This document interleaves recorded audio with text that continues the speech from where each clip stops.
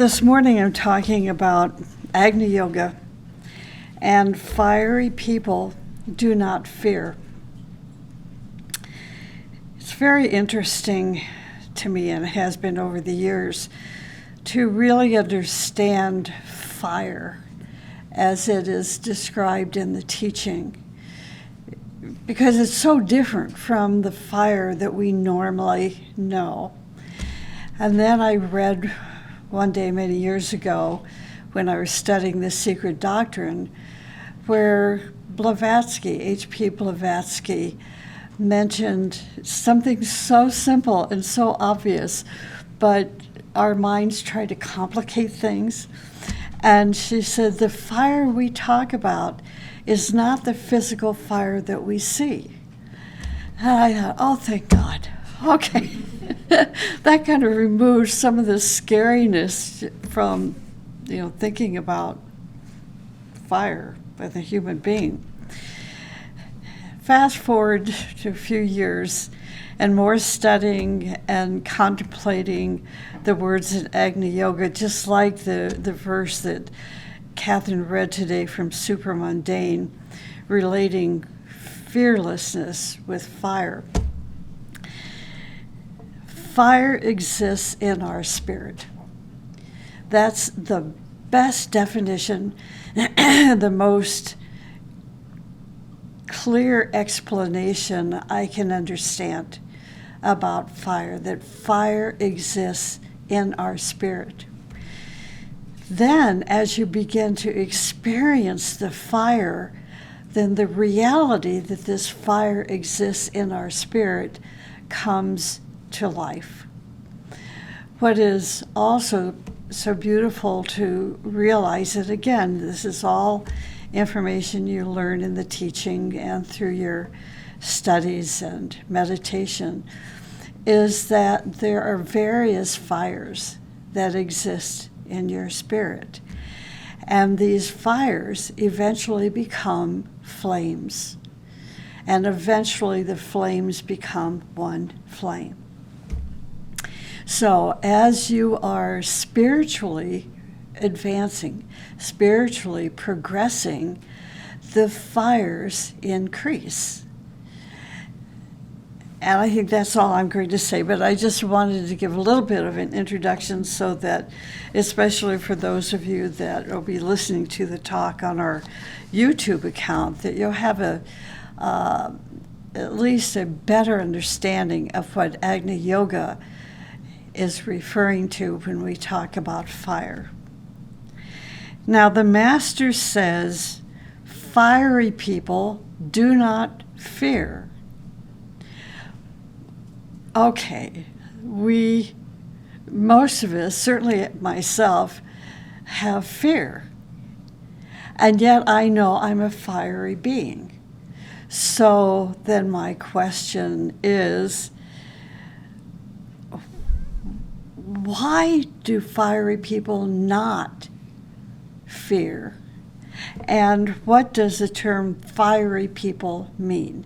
So my whole talk today is going to be based on, in part, fiery people and fire. So I'm going to take the approach different from last week, the Agni Yoga approach to fearlessness, and what the Master means when he says fiery people do not feel fear. So let's start with this basic statement that most of you have heard before, that Agni means fire. Okay, Agni means fire, and yoga means union. So Agni Yoga is union with fire. So it's a whole different kind of yoga than Hatha Yoga, Yana Yoga, the other hot yoga. There's so many yogas out there today now that you don't even recognize them because they're not part of the fundamental yogas. But Agni Yoga means fire, and yoga means union. So it is union with fire. Agni Yoga means union through, by, or in fire. So this means the person that is practicing Agni Yoga will have an increase in or through or by fire. That fire is going to increase in that way. Now, what's very important to understand that the core of a human being is fire.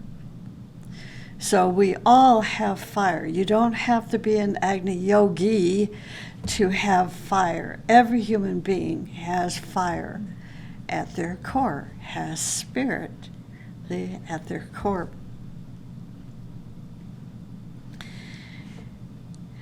As human beings, each of us is essentially a nucleus of fire. Now that seems, sure, that's common sense, but as we think more about this nucleus of fire, we also, and I won't be talking much about it today, but we want to think about, well, how is this nucleus expressed?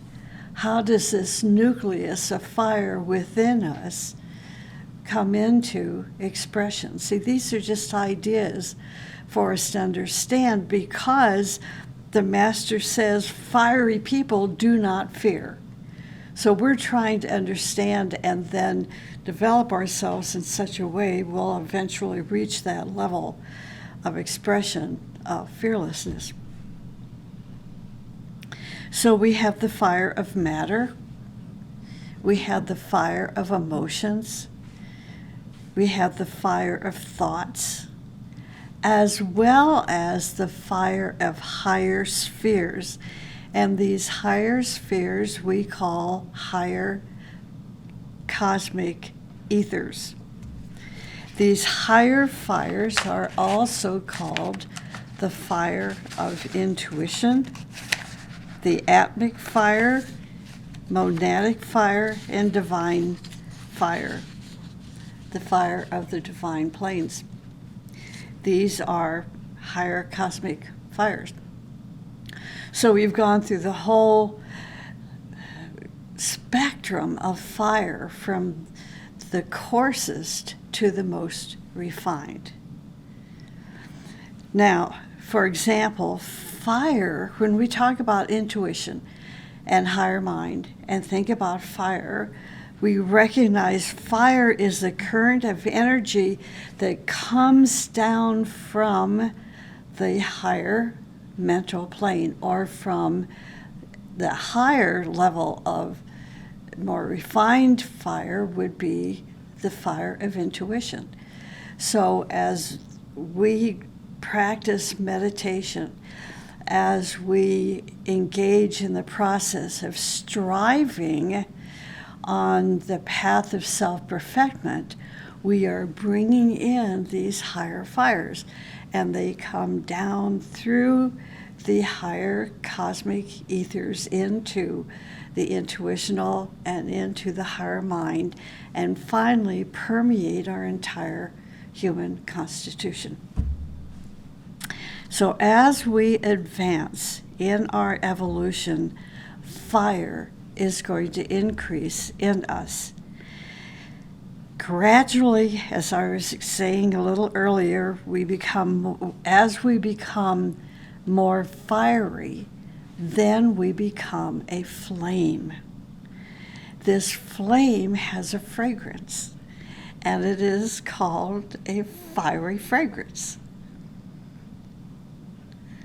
All great ones, all great avatars walk as flames. We know a handful of people that have walked this planet that were walking flames, let's call them. Their aura radiates out for miles. That radiation takes that fire into the subtle planes. So that fire that they carry, that flame that they walk as, goes not just out into the physical environment, but also into the higher worlds. And then they take that fire with them into the higher worlds and brings it back from the higher worlds into the physical realm. It's so interesting. There are not many people that walk the planet. We're told about 64 all total walk the planet as a living flame.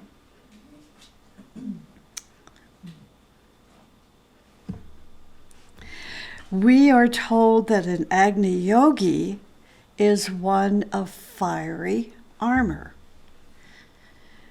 Think about, see how this is all tying together? That the Agni yogi is going to be a person of fiery armor. It is this armor that makes them fearless. The fiery armor is the armor that makes them fearless. Fiery armor, then, is a gift to humanity from those who carry the fire of Agni within their nature. They are the fiery beings who mastered life and released that highest fire within themselves. So throughout the teaching, we read that only those who carry this fiery armor with them can reach the tower. The tower is the highest creative center in man and on the planet. Those who seek the community of hierarchy belong to the fiery element. So let me say this again. Those who seek the community of hierarchy belong to the fiery element. This fire is born from exaltation and inspiration. This is what striving brings to us, the results of, the effect of, the bliss of, the manifestation which occurs from striving is fire, and it is, from this fire is born exaltation. So when you experience this fire, and it's not for us, in the normal realm of being human, we're not going to experience this fire every moment. But when you experience it, you'll understand the word exaltation. There is nothing like it. When you're in that state of bliss, you are in the fragrance of bliss and exaltation. It is otherworldly. As the human soul or spark travels toward higher spheres, that soul becomes more fiery and transmits a greater quantity of fire. And thus the Master says, fiery people do not fear. Okay, fearlessness. What then is fearlessness? Fearlessness is the power not to lose. Now, this is the normal. Now, we're not talking about an avatar or a great being. Now we're bringing this back to who we are, okay? And what it means when we can establish or experience moments of fearlessness. So when we experience a moment of fearlessness, we are standing in stability, we have balance, we have reasoning and logic. So we have these elements, stability, balance, reason, and logic, while we are undergoing a situation that most people experience as fear, or when we are under attack. So particularly when we are thinking so clearly that we have logic and reasoning, now this is where the fire of fearlessness steps in. See, it is the fire that helps us think logically and reasonably without that phenomenon called flight or fight. See, we have something different going on within our nature, particularly logic and reasoning. Logic and reasoning bring stability.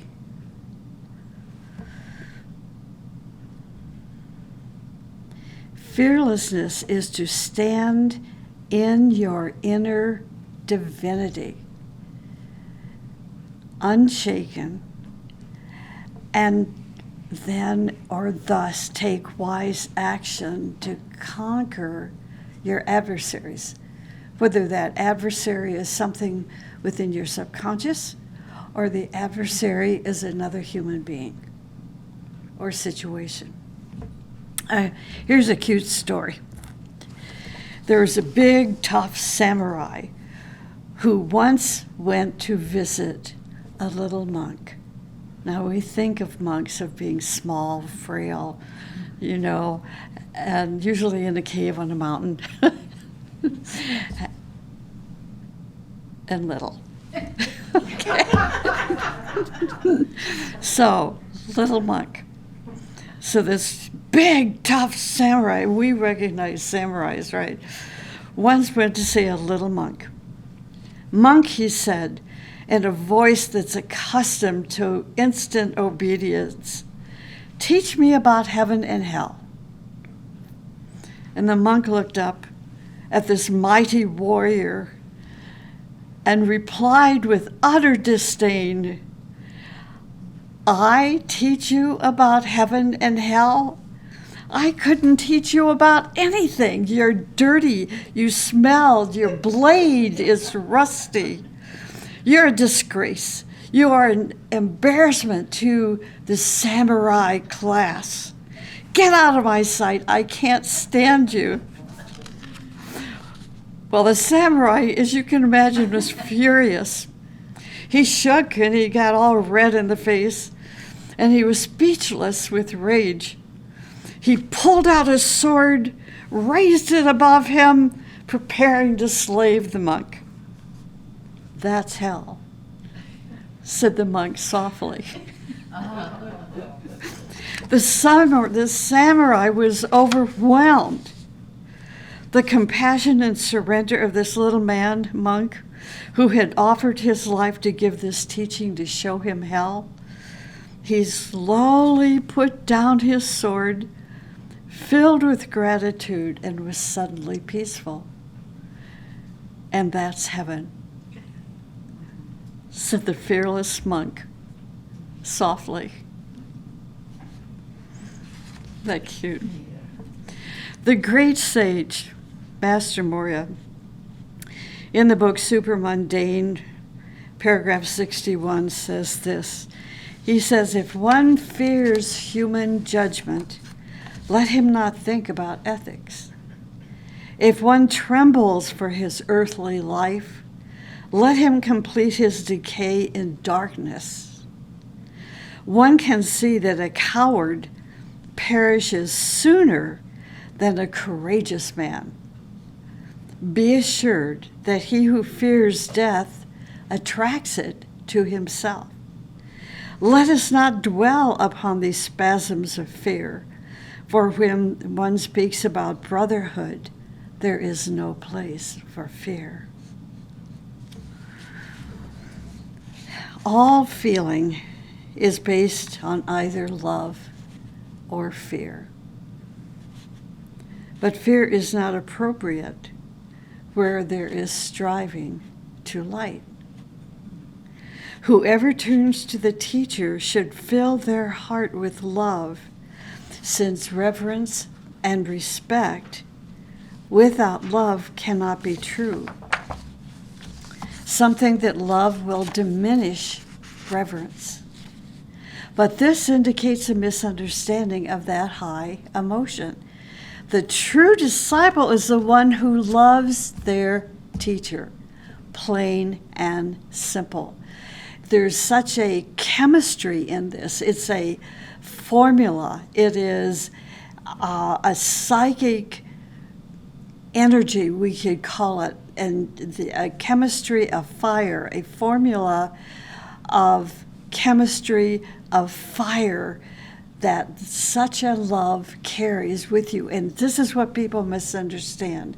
They think if you love your teacher, then you are somehow a person of submission, or a person who lacks independence, or a person who is weak. The one who is weak is the one without love. The one who has fear is the one without love. So respect and reverence is the expression of love for the teacher. And when you have love for the teacher, you are building fearlessness, igniting these fires within your beingness. Here's another quote from Supramundane, paragraph 159. Urasvati remembered that once a lotus served her as a boat. As frail as such a boat was, she felt no fear because her love for the teacher gave her fearlessness. Only ardent love can create such fearlessness, and one should intensely cultivate it. I was thinking how when I used to play the violin back in the day, and I would be in the middle of a performance, when the performers felt the magnificent creative power of the composer, along with the conductor and the members of the orchestra, that's exaltation. That's creative power. That's love. And there is no earthly comparison to it. So this is why love, pure, ardent love, is the absence of fear. And this is why we want to have love for the teacher.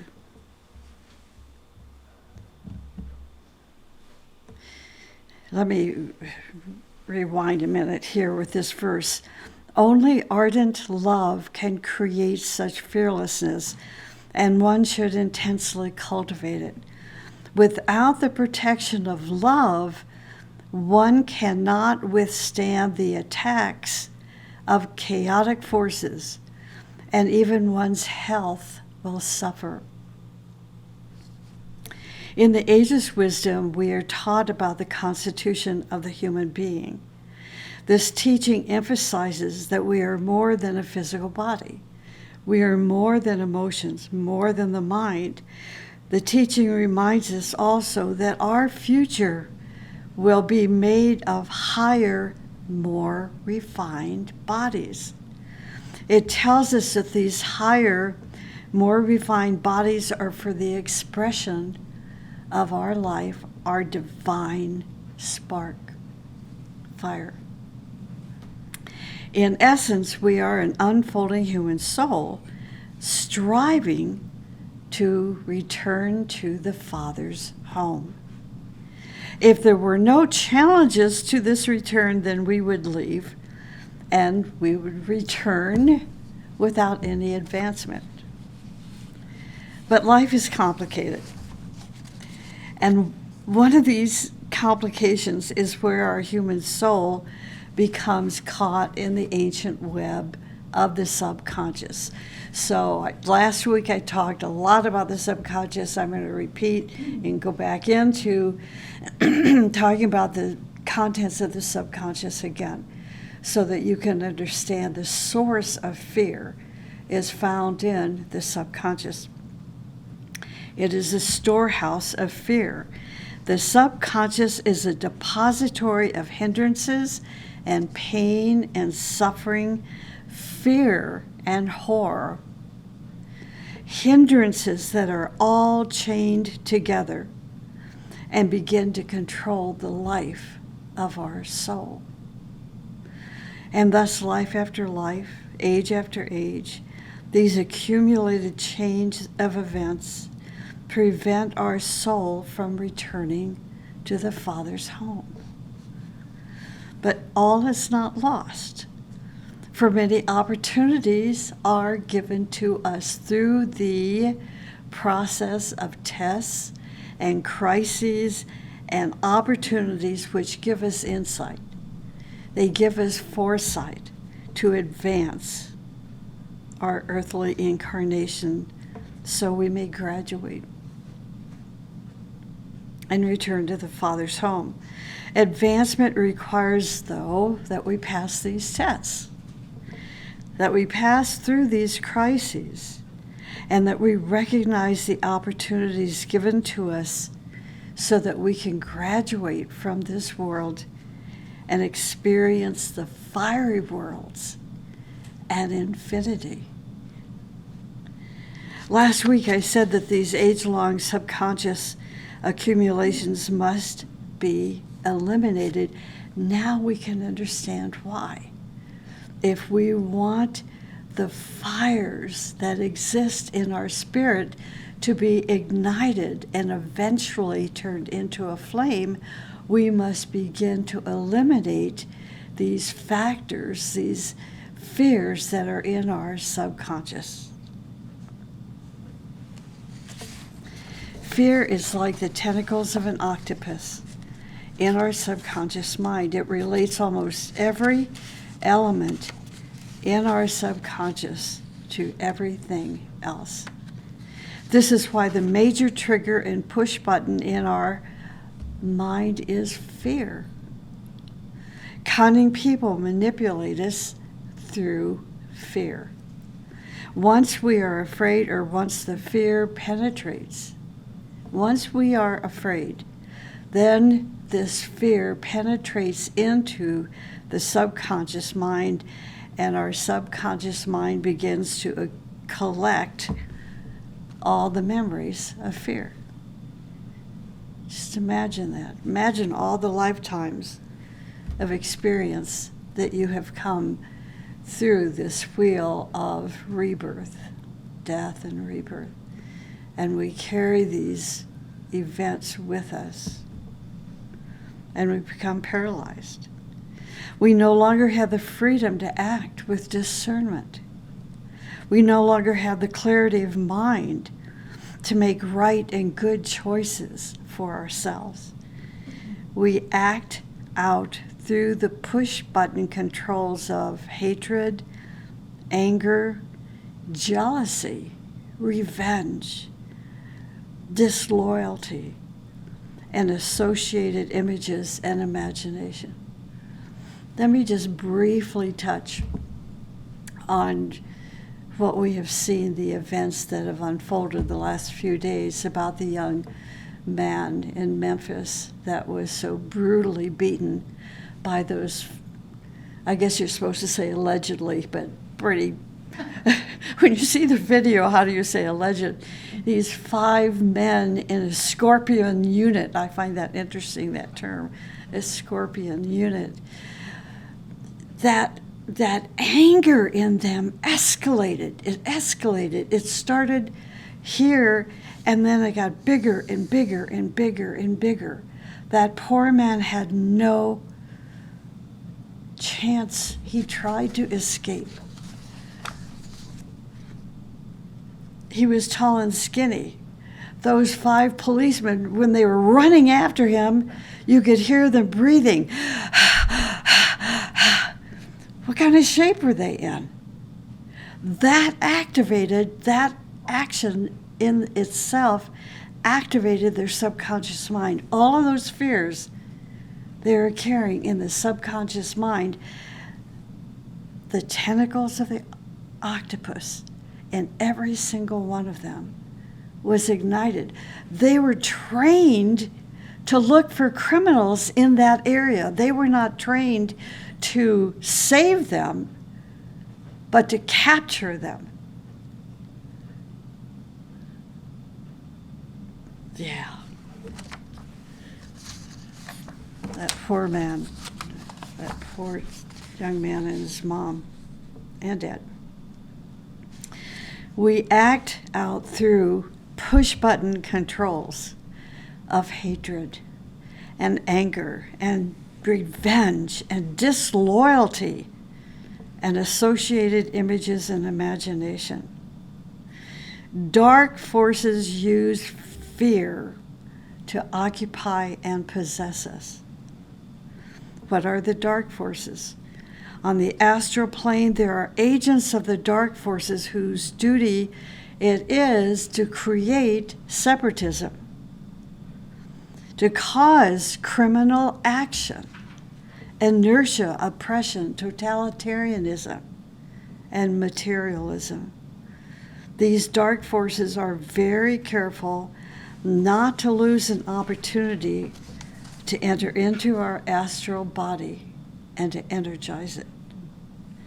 Once a person or even a group is tuned in with such an astral vehicle, an astral body that is saturated with fears and various desires and vices and addictions, these dark forces pour their destructive influences into the victim and causes them a lot of suffering.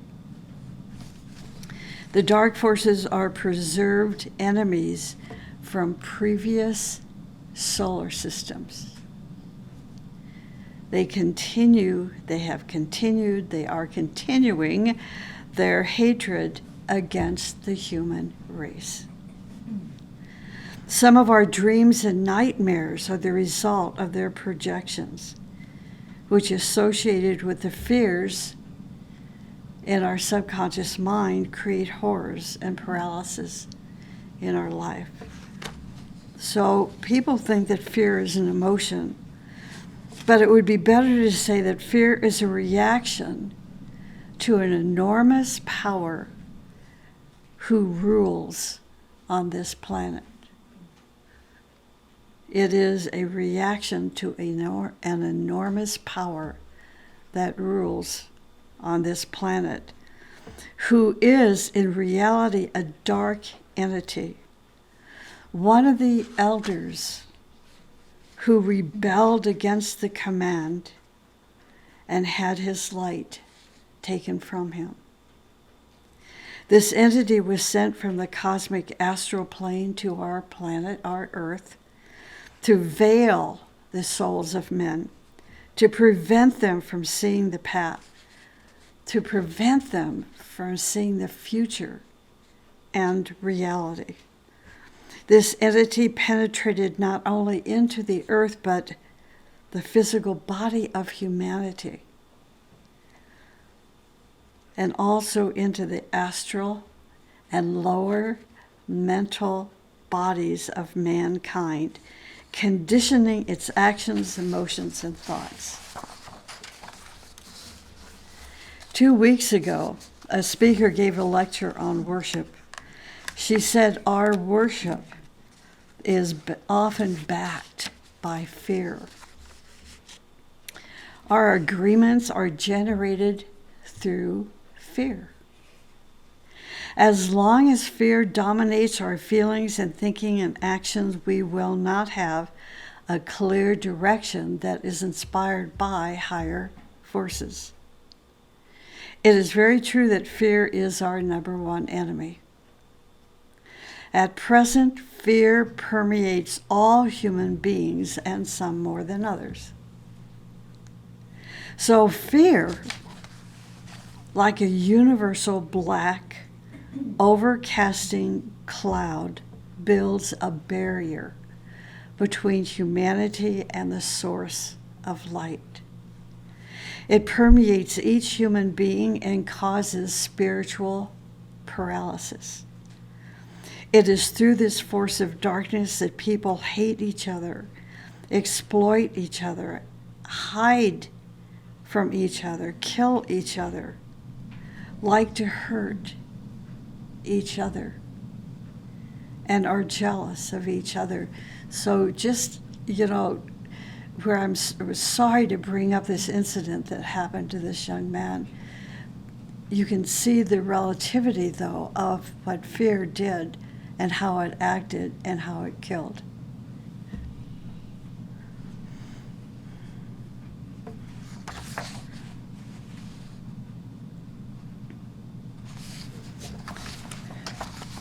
I'm jumping through some of this.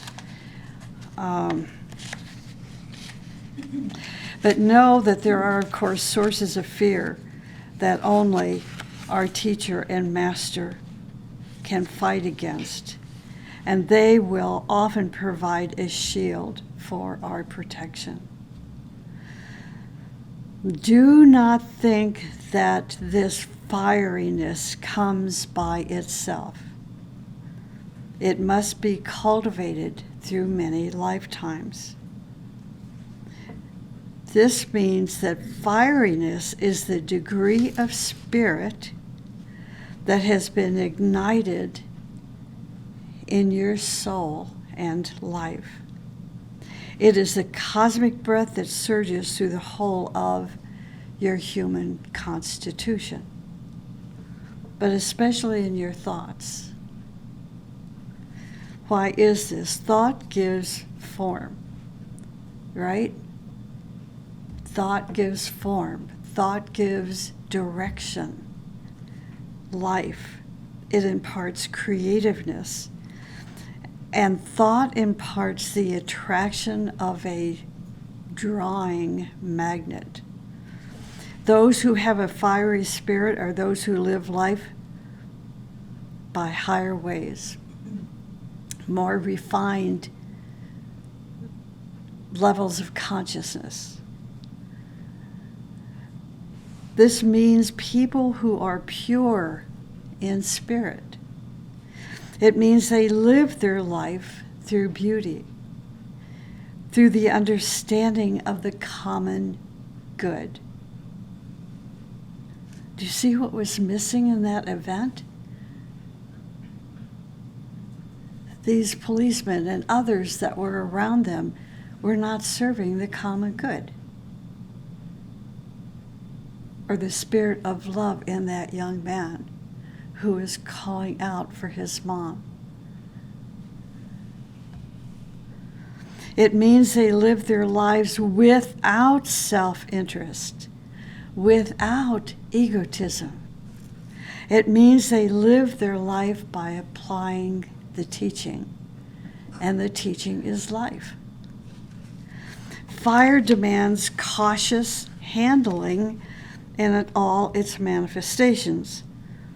It is needed as the intermediary. This is a quote from the book Fiery World, Volume 1, verse 19. Fire demands cautious handling in all its manifestations. It is needed as the intermediary for all exalted actions. People cannot exist without turning to fire. In the earthly world or in the subtle world, they turn to higher meditation. I said that fieriness is the degree of spirit that has been ignited in our soul and life. The Master says in Fiery World 1, same verse 19, I speak of the highest attainment, which will bring our subtle body to the fiery world.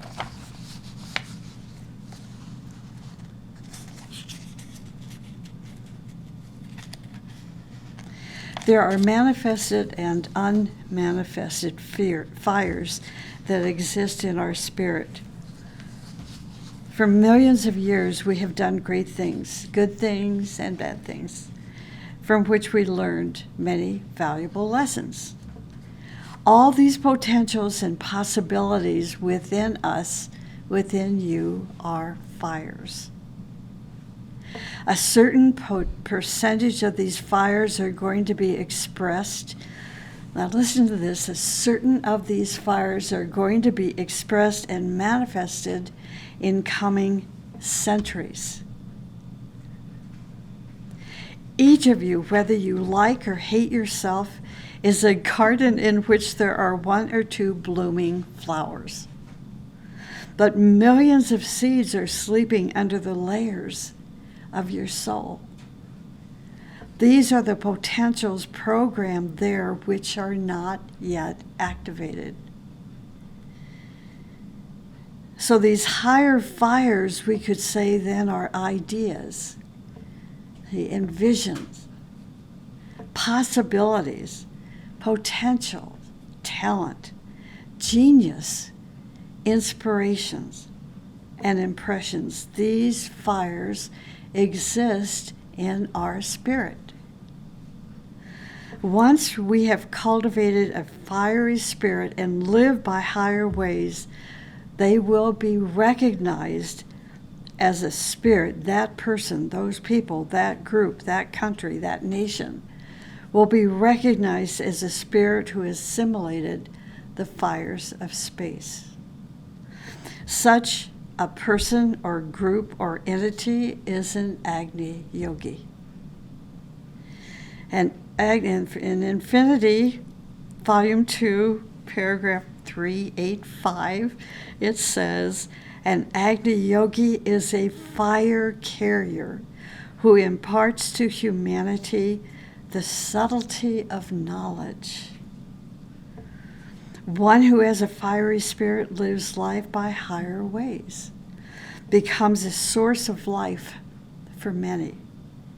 Such a person has burned the contents of their subconscious mind and is now living what is called the triadal light.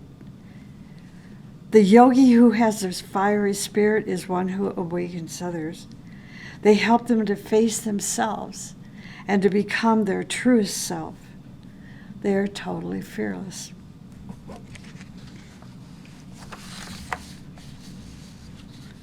And let me close with this.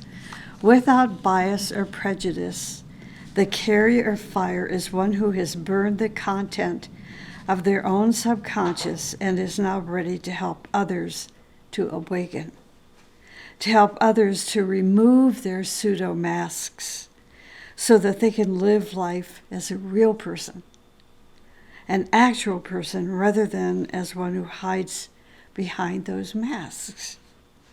And Agni Yogi will help others to shatter their masks with truth, will shatter their false identities to reveal their inner divinity to themselves. The Agni Yogi will help others to free their soul from a state of numbness and a waking sleep. And I'm going to end there because we're out of time. That's enough. That's a lot.